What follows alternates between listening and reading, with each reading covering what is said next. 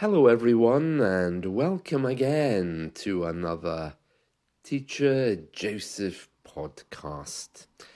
Today's idiom is can't make head nor tail out of something. Head nor tail. And this idiom comes from coin tossing. Now, you probably know that here in the UK, and maybe in your country too, we sometimes throw a coin in the air and we see if it lands face up or face down to make a decision. Usually, the head side contains the picture of the king, and the tail side represents a design, okay, and we refer to that as heads or tails. So we sometimes throw a coin in the air and we catch it in our hands and then we cover it and we say to our friends, okay, heads or tails. I'm sure you probably know about this. You might have seen it in the movies or you might do it in your country too. School kids do it to decide who's going to take action first, or perhaps to decide who's going to go first in a competition, something like that. It's like if you're unable to make a decision, you can just throw the coin in the air and you can say, okay, heads or tails.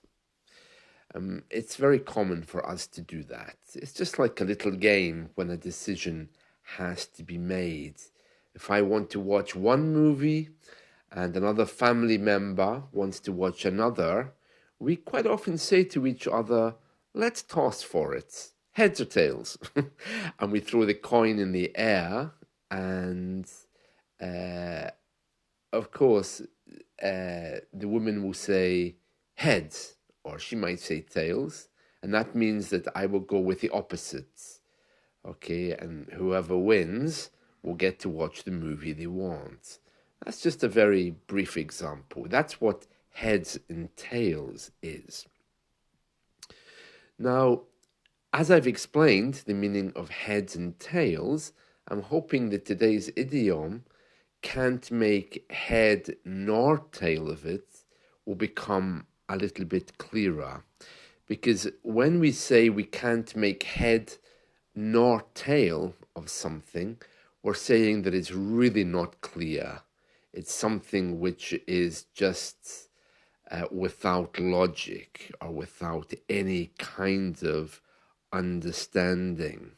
Okay, so let me just give you some examples so that you can hear what it means. Okay, so I tried reading the contract, but I can't make head nor tail of all this legal jargon. The directions for assembling the furniture are terrible. I can't make head nor tail of them. And personally speaking, I can't make head nor tail of how the remote control works on the TV. I have 3 remote controls for this thing, and I can't make head nor tail of it. I just press whatever button I can find to make it work. I can't make head nor tail of why she decided to quit her job so suddenly. Modern art sometimes baffles me. I can't make head nor tail of some of the pieces. This tax form is impossible. I can't make head nor tail of it. Well, I don't think any of us can make head nor tail of tax forms. They're always like that. He gave me such a jumbled explanation that I can't make head nor tail of what happened. I can't make head nor tail of computer code. It looks like something just randomly typed. Yeah, I'm like that. In fact, somebody sent me something yesterday. It's some alternative to Chat GPT, and I installed it, and then I thought, oh, okay, what do I do with this? I couldn't even find the place to insert my question because it wanted me to download models. And I'm thinking, well, download models? What's this? And I couldn't make head nor tail of it. Now, I suppose some people might say head or tails of it, but head nor tails is definitely the correct way to say this. Yeah, and I want to explain to you something that I really can't make head nor tail of. So, those of you who've been to London, you're probably quite familiar with the London Metro map, the London Underground map, known locally as the Tube map. Well, what you might not know is that on that map, there are little lines on there which are for the London Overground. So you have the Underground, which of course is all about the metro, and some of those are open, some of those aren't underground. They come out, don't they? You know, if you're going to Wimbledon, for example, the metro comes out of the underground and travels along happily in the city. But of course, our metro maps also contain overground trains. And the overground trains are the ones that are not associated with the metro. So you can see those in a very faded way on the metro map. It doesn't contain all of them, I think, but it has some of them. Now, the overground, which is the main train system around London, which is not associated with the underground, it's being rebranded. And it's being rebranded so that it looks like the underground. It will have separate lines and it'll be put into separate areas with different colors to make it clearer. So as a result, they've produced a map for both the underground and overground. Now, they're saying this is to make traveling easier around London. It means that our underground map, our metro map, is going to be changing forever because it no longer just shows the underground lines, it shows all of the transport lines in London together. And I don't think that it's making it clearer. I can really tell you that it looks very, very confusing. And I'm going to explain to you what they've called each of these lines on the overground. And I also want to describe for you the new metro map, the underground map. Well, I guess I can't call it that anymore because it's got the underground and the overground on it. So our underground map will be changing forever. So if you're someone who collects those, you might want to save the one you have because it's just about to disappear forever. Now, I can't make head nor tail of this. It looks to me like a 5-year-old has been let loose with a ruler because it just looks like a piece of art gone horribly wrong. I suppose we could think of it as a piece of modern art, but it looks awful. It has lines all over the place and it's very, very confusing. You'd need to have really good eyesight to use this thing to know where you're going. But I suppose these days our telephones will do that for us. Having said that, though, they don't allow a Wi-Fi signal on the metro system, so you need to download a program that works offline if you're traveling on the metro in London, because when it's underground, you can't get any signal. But looking at this map, it's absolutely frightening. It's not clear to me at a glance what's underground, what's overground. Oh dear, it's ghastly, absolutely ghastly. Anyway, I want to tell you about the new line names. So, just to recap, the Overground is being rebranded to resemble the Underground. So, the Overground now will have different sections to make it look the same as the Underground with different line colors, etc. So, we have the Lioness line. And of course, that's the name of one of our women football teams. The Lioness line is Euston to Watford.